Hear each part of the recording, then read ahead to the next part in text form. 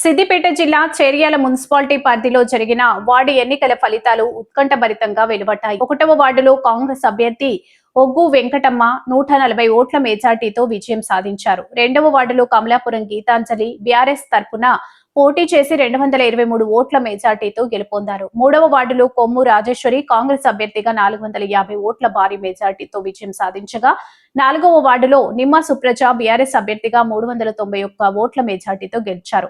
5వ వార్డులో వెలుగుల దుర్గయ్య కాంగ్రెస్ తరపున పోటీ చేసి 399 ఓట్ల మెజార్టీతో విజయం సాధించారు. 6వ వార్డులో ముస్తాల అరుణ బీఆర్ఎస్ అభ్యర్థిగా 145 ఓట్ల భారీ మెజార్టీతో గెలుపొందారు. 7వ వార్డులో పోతుగంటి ప్రసాద్ కాంగ్రెస్ అభ్యర్థిగా 317 ఓట్ల మెజార్టీతో విజయం సాధించగా 8వ వార్డులో బూదారి సురేష్ బీఆర్ఎస్ అభ్యర్థిగా 392 ఓట్ల మెజార్టీతో గెలుపొందారు.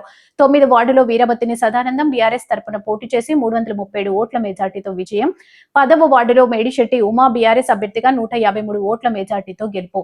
11వ వార్డులో ఎండి ఇజాజ్ బీఆర్ఎస్ తరపున పోటీ చేసి 145 ఓట్ల మెజార్టీతో విజయం. 12వ వార్డులో ఎండి షరీఫా కాంగ్రెస్ అభ్యర్థిగా 52 ఓట్ల మెజార్టీతో గెలుపు.